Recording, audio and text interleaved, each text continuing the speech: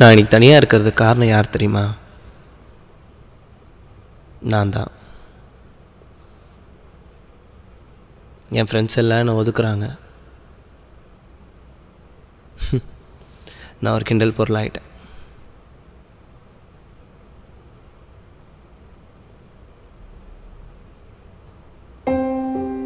ஏன் யாருக்கும் என்னை பிடிக்க மாட்டேங்குது? ஒருவேளை என் ஹேர்ஸ்டைல் தான் என்னை அசிங்கமாக காட்டுதோ, இல்லை என் பல்லு அசிங்கமாக இருக்கிறதுனால யாரும் பேச மாட்டுறாங்களா? ஒருவேளை நம்ம கருப்பாக இருக்கிறதுனால யாரும் பேச மாட்டுறாங்களா?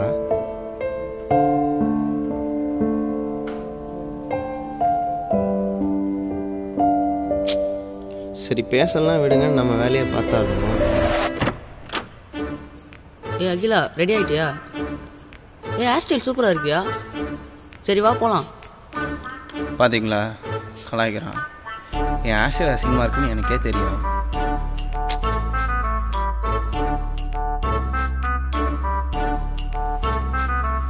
ரெடியாடா, போகலாமா? ஏய், ஷூ சூப்பராக இருக்கா. பார்த்தீங்களா, இப்போ கூட அவன் என்னை பார்க்கல, என் ஷூவை தான் பார்க்குறான்.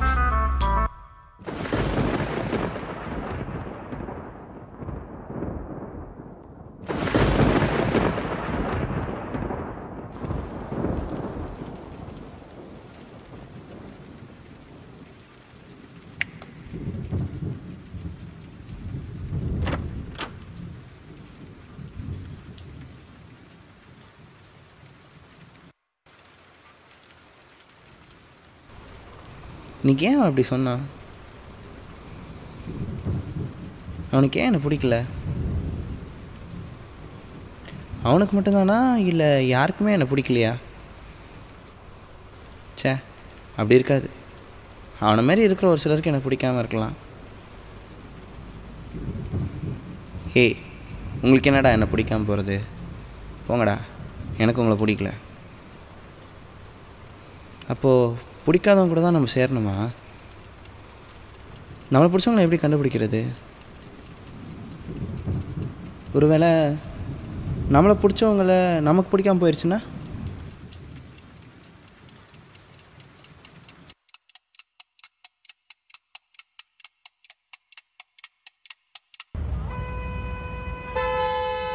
டேய், இவ்வளோ டிராஃபிக்காக இருக்கு, எப்படா போகிறது?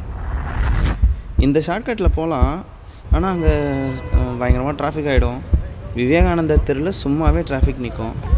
ஒருவேளை இந்த ரூட்டில் போயிட்டு எல்லா பக்கமும் லாக் ஆகி முன்னாடியும் போக முடியாமல் பின்னாடியும் போக முடியாமல் நின்றுட்டோம்னா அப்புறம் எல்லோரும் நம்மளை திட்டுவாங்கள்ல. டேய், சிக்னல் போட்டாங்க, போடா.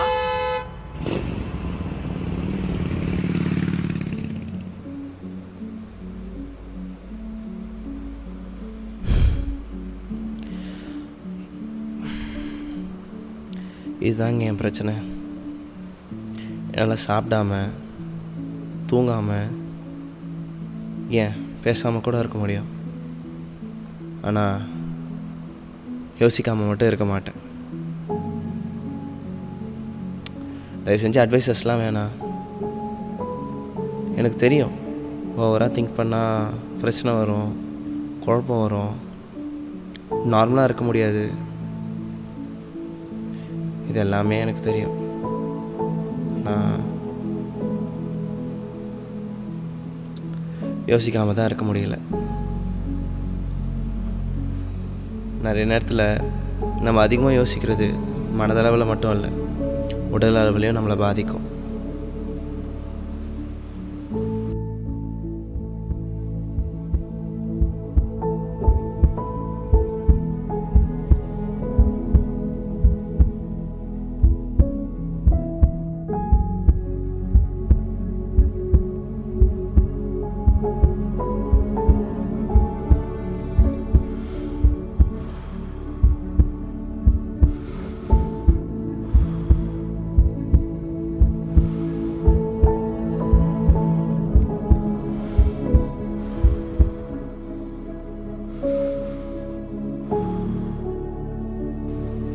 இந்த ஓவர் திங்கிங் எனக்கு பாரமாயிடுச்சு. அதனால் நான் என் குடும்பத்துக்கும் பாரமாயிட்டேன். ஆனால் இனிமேல் நான் யாருக்கும் பாரமாக இருக்க போகிறதில்ல.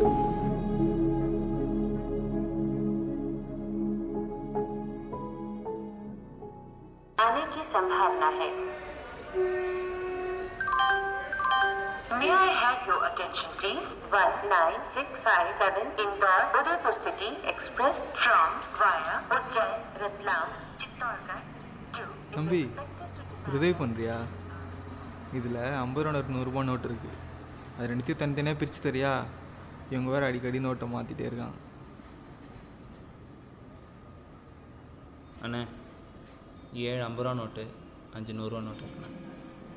அண்ணா உனக்கு கேட்கவா? எந்த தைரியத்தில் நீங்கள் என்னை நம்பி காசு கொடுத்தீங்க? நான் அப்படியே எடுத்துகிட்டு ஓடி இருந்தேன்னா என்ன பண்ணியிருப்பீங்க? தம்பி நான் தான் காசு கொடுத்தேன்ல, நீ ஏன் எடுத்துகிட்டு ஓடல? அது எப்படிண்ணே? நீங்களே கஷ்டப்பட்டு பர்ஃபி விற்று சம்பாதிச்சிருப்பீங்க, அதெல்லாம் எடுத்துகிட்டு போனால் தப்பு இல்லை? இந்த பர்ஃபியோட இல்லை 5 ரூபா, ஆனால் இதை நான் 10 ரூபாய்க்கு விற்கிறேன். இந்த விலை அதிகம்னு விற்கிற எனக்கும் தெரியும், வாங்குற அவங்களுக்கும் தெரியும். ஆனால் வாங்குறாங்க. ஏன்னா கண்ணு தெரியாதவர் இதை வச்சு தான் சாப்பிட்ணும் அப்படின்னு அவங்களுக்கு தெரியும். அந்த எக்ஸ்ட்ரா 5 ரூபா எனக்கு ஃப்ரீயாக கிடச்சிது. அது நீ எடுத்துகிட்டு போயிருந்தாலும் ஃப்ரீயாக கிடச்சிது, நீ எடுத்துன்னு போயிட்டேன்னு ஃப்ரீயாக விட்டுருவேன், ரொம்ப யோசிக்க மாட்டேன்.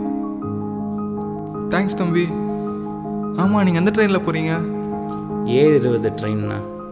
ஓ அப்படியா? நான் 7:40 ட்ரெயின்ப்பா.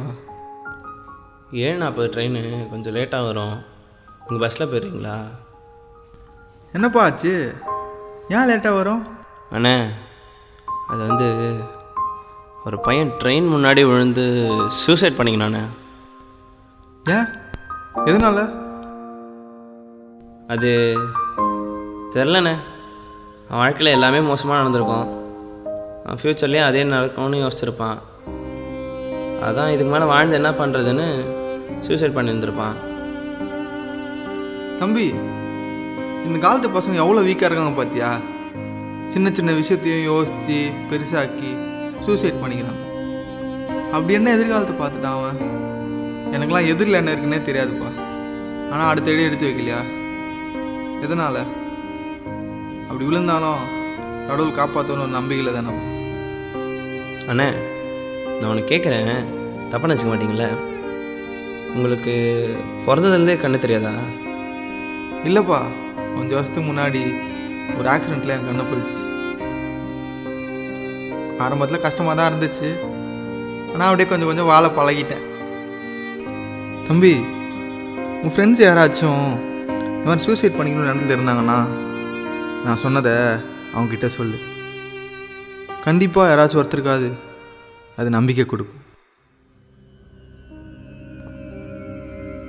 அகிலா அவர் அப்படி தான் என்ன சொன்னிருப்பார். நீ எதுக்கு வந்த? சாகணும்னு வந்த, அவள் தான் நம்ம வாழ்க்கை இதோட முடிஞ்சிச்சு. யார் பேசும் கேட்டுன்னு இருக்காத. சரிண்ணே, என் ட்ரெயின் வந்துடுச்சு. கடைசியாக உங்கள்கிட்ட பேசினதில்ல, சந்தோஷம். தம்பி ஒரு நிமிஷம் நானும் உங்கள் கூட வரேன். என்னை இந்த ட்ரெயினில் ஏற்றி விட்டுருங்க. அண்ணே என்னை விடுங்கண்ணே, நான் கொஞ்சம் முன்னாடியே போகணும், என்னை விடுங்கண்ணே. தம்பி ட்ரெயின் வரட்டும், அது வரைக்குமா சிருங்க. அண்ணே சொன்னால் புரிஞ்சுக்கோங்கண்ணே, என்னை விடுங்க. தம்பி கொஞ்ச நேரம் இருப்பா. ஐயோ கையை விடுங்க. ஐயோ என் காசுலாம் விழுந்துச்சு. இது வேறையா? நாங்க பிடிங்க. ஐயோ தம்பி என்னப்பா ஆச்சு?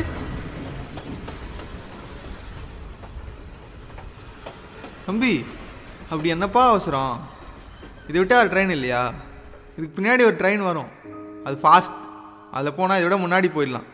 நிறைய நேரத்தில் நமக்கு முன்னாடி இருக்க விஷயம் வேணும்னு சொல்லிட்டு நமக்கு பின்னாடி வர பெஸ்ட்டை விட்டுருவோம்ப்பா. வெயிட் பண்ணு, நிச்சயம் கிடைக்கும்.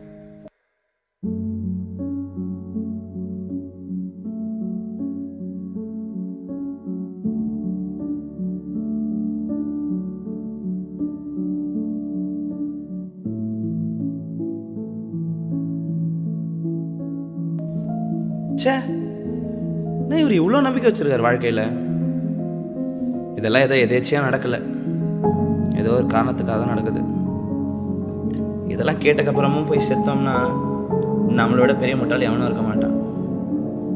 பார்த்துக்கலாம், எதுவும் வந்தாலும் கடவுள் இருக்காரு.